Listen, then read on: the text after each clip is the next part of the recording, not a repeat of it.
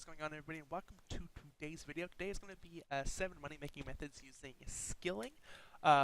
So this will not be, the previous one that I made was using combat. Yes, combat is skills, but this will be more like, let's say, thieving, farming, stuff like that. So it's skill-based, not combat-based. So yeah, I hope you enjoy, and I hope you find this I don't know, educational, helps you make some GP and some gains. Sorry for the scuffed mic in some of these clips. It's nothing that'll hinder what I'm trying to get across or how to do the methods, but it can just be, a little bit annoying here and there, and like it won't pick up a single word here and there. But yeah, next to that is nothing too bad, and I will definitely have it fixed for videos to come. So thank you for watching, and hope this helps you. Okay, so the first method here will be dragon implings. You'll need 83 hunter to catch these, so it is a fairly high requirement, but it doesn't take that long to get in the span of hunters. Not that long of a skill to get up. You will need a magic butterfly. Well, you don't need it, but it is the best net to have, and it's very easy to get. Is a magic butterfly net. You'll want to have about a bunch of impling jars on you. You can only have, let's say, 5-10 on you if you want, but I should take a full inventory because there's no real reason not to. I'll need a Draymond Staff to get you, but you can bank that once you have got to Zanaris. There's a bank just outside of this portal here. You want a stamina potion just in case you see a dragon impling a little bit away from you and you have no more run energy. And then you'll want entangle, snare, or bind, depending on what your magic level is. The better, because you can, for example, entangle this guy, and then he won't be able to move for the next 15 seconds.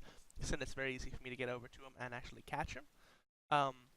Now, you should be able to get on average about 2 dragon implings every hour. Now, obviously, some hours you can have better and some hours worse. It is fairly RNG heavy in that aspect. So you can get, let's say, 4 in an hour and make 1.6 mil, but then again, you could the next hour get none and make nothing, right? Now, it is also good if you see any magpie implings to catch those, as they are also 20k. But for the most part, you just want to walk around about this third rung here, and just walk around, do a full lap, and then when you get back to your starting position, just hop worlds to the next world down the list, and keep going around. And this is a fairly good method if you have the 83 hunter, that is, and about 800k an hour, if saying you catch 2 dragon implings each hour. Now also, you do not want to open the implings. You can open the implings and get, let's say, like elite clues from it potentially, or some items like dragon arrows, I believe it is, but it's not worth it. You want to sell these on the Grand Exchange, almost certainly. Okay, so this next method is going to be a little bit scuffed, as I don't actually have a coal bag, nor do I actually have the level to make rune bars, but I'm just going to go through it step by step, as if I was to do it properly. So just to replace the coal bag, I'm just going to have a giant pouch here, so sorry about that, but either way, I'm just going to go from there. So basically, you're going to have 108 coal, and you're going to want to have 27 runette ore per inventory.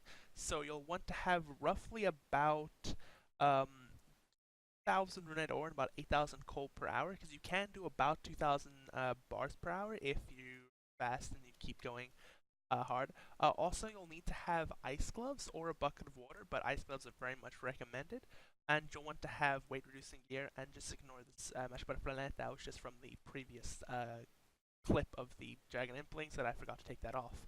So what you'll want to do is you want to take your full inventory, so your 27 runette ores, you want to use them on this, put the ores in here, then you'll take your coal bag that you have full with coal, empty that, and then use the coal on here, and then you want to go to the bank again, and you want to get out your inventory of coal, we'll just, boom, so we want to bank, well, we won't actually have that, so we'll inventory coal, fill that up, bank again, fill up the inventory, so now we have a full coal bag and a full inventory of coal.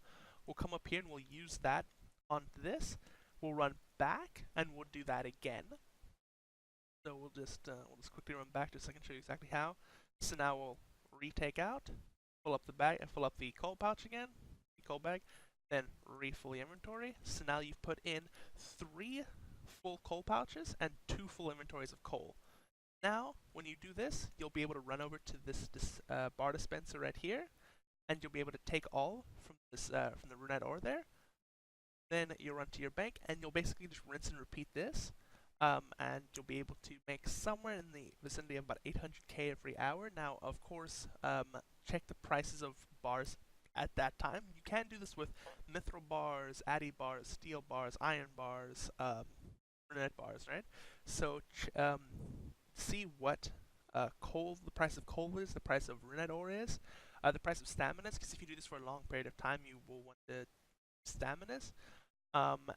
And see what the price of runette bars are for this method, and see if you actually make profit.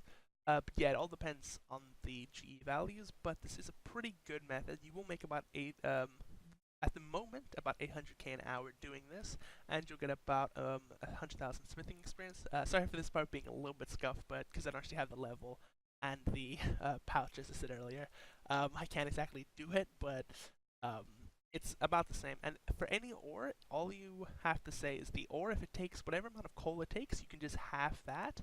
And then, so let's say a adamant ore, I believe it is 4 coal, so you can just half that, so it'll take 2 coal, right? So this is a fairly good method in that respect. I completely forgot to add, you will also need 72k in this coffer here, because every minute it takes about 1,200 GP. That's basically you're paying to have these guys over here do their thing. So yeah, you'll have to put 72k GP in this before you start or you can just put more GP, like I have 250k in here, and then it'll just keep taking, so I can do multiple hours at once. But yeah, basically for every hour that you're doing this, you'll have to spend 72k on this. And just for an example of the current prices here, I'm putting in, so this is for each inventory basically, so for the 3 runs there. So the runette ore, which is 27, will be about 303k, and then, ooh, I did not take. Okay, so this is to show you the profits that you will make. So this is for one inventory, so it's 27 runette ores. So only the 27 runette ores and the 108 coal, so that'll be about 325k. And then you'll make these for about 338k, so you'll be profiting somewhere around 12k per inventory. So it is, or for about every 27 bars, so it is a fairly good money making method, plus smithing experience at the same time. Okay, so the next method here is going to be actually doing agility courses. These are the rooftop agility courses, just for marks of grace. Now, this isn't a really good method. This is maybe like 100k to like maybe 150k an hour, so it's nothing great. But while you're just training up agility, this is a pretty good way just to make some side money. So basically, you're going to want to pick up these marks of grace. Now, marks of grace will drop on any rooftop agility course. There's diaries. Now, for example, the Sears course that I'm currently doing have the Candor diaries, which can increase the marks of grace by 5, 10, or 15% respectively. I'm assuming that that is medium and hard. And then you have, for example, the RD course, which if you've done the RD Elite diaries will be by 25%. Now basically for this, you just want to do the best course that you can. Basically the course that gives you the most agility experience per hour is the one that you want to do. But if you are 20 levels higher than the starting level, so for example, Sears here is level 60 to start, right?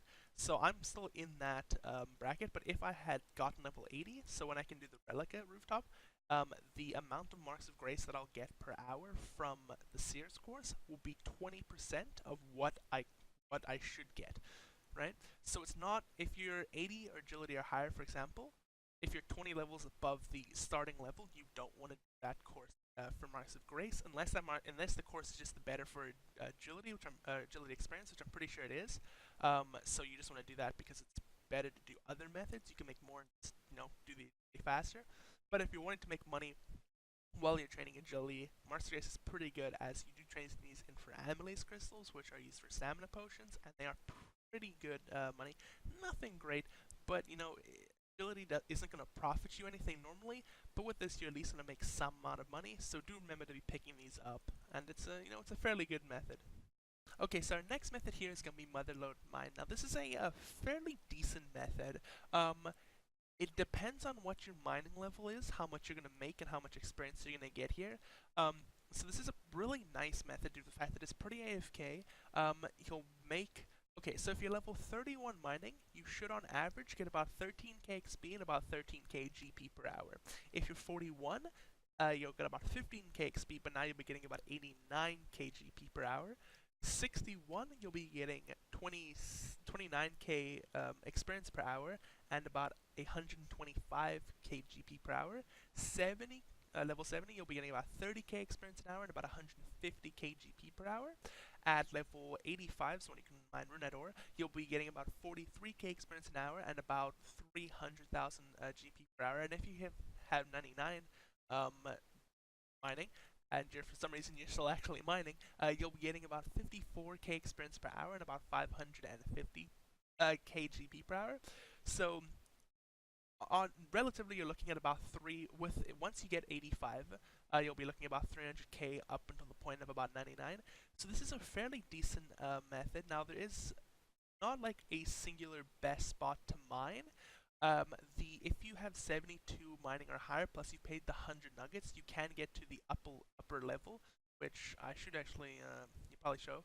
But that is just over by the bank. There's a little like ladder up. Now I don't actually have the 72 mining to go up there, but that doesn't actually matter because I can do it on the ground floor here.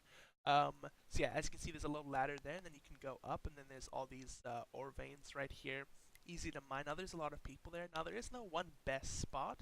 The spot I like to go to is just up here in this corner, up in this room here, because now some worlds you'll find one person, two people. Some worlds you'll find none in here. So yeah, it's pretty easy. You just go around, you just mine the ores here until you have a full inventory of pay dirt. So now let's just pretend my inventory is pay dirt. I'll just run down to here. Now you can see this contraption over here. You'll just want to put your pay dirt in the upper far side here, and then you can take a hammer from this crate right here, and you can fix these wheels if these wheels aren't running. But if they are running, then your pay dirt will just go down the trough here. As you can see, someone's repairing it for me. So boom. So now your pay dirt will run down here to this sack right over here, and when it finally reaches over here, boom, you can see I got a mining experience drop from that, and once I collect it, boom. So just off of that's not actually all. I already had an inventory in there, but as you can see, I've gotten, with the 70 mining that I have, I've gotten mithril ore and coal ore, plus you can get adamant ore, you can get runette ore. So this is a fairly nice method to make a somewhat decent bit of money while just training up mining. So yeah, it's and it's fairly AFK, so it's pretty nice. Okay, so the next method here, this is an okay method of making money. I have done a video on this in the past of opening up some crates and doing this for a bit of time. And I do remember in that it was not really like worth doing purely for the money. When it comes to fire making experience, this is pretty good. As you can tell, we're doing Winter Todd here. So when it comes to fire making experience, it's great. When it comes to the money, it's not worth doing purely solely for the money, but the money is a nice, just like the agility method, is a nice boost to get while you're doing this. Yeah. So basically, the method I do is I teleport to my house here. I have let's load a rejuvenation portal right here. I can use that, and then I can use my fancy ornament kit here, and use my Wichita camp teleport. Now, if you don't have this, you can just use a Ring of Dueling, go to Clan Wars, run into the portal there, and then use a Games Necklace and teleport over here. But either way, you're going to enter in the door here. Now, the Pyromancer gear isn't needed. That's just if you have killed Wichita enough, you will get these items just from the loot crates. So what you'll need is a tinderbox, a hammer, a axe of some kind, a knife, and some sort of food, so you don't die. Basically, you just want to come here now. Obviously, you want to start when there's actually the start, as you do need to get 500 points to get a crate, which actually gives you loot. I'm not going to get that, but I'm just showing you the example. So you'll want to cut as many logs as you can, use the knife on them, and then turn them into these right here, the kindling. Now, this will give you some fletching experience. This gives you less fire making experience an hour by a little bit, but each one of these gives you 25 points instead of a log that gives you 10 points. So as you can see, I just used them up here. Now, also, if you get 500 points each round at minimum, then you'll get a big fire making experience drop at the end of each kill. Plus, you can get, for every 250, you'll get a extra piece of loot onto the crate. So for example, at 500 you'll get 2 to 3 pieces of loot. Then at 750 you'll get 4 pieces. 1000 you'll get 5 pieces, for example. So you'll get a little bit more loot for every 250 points that you get.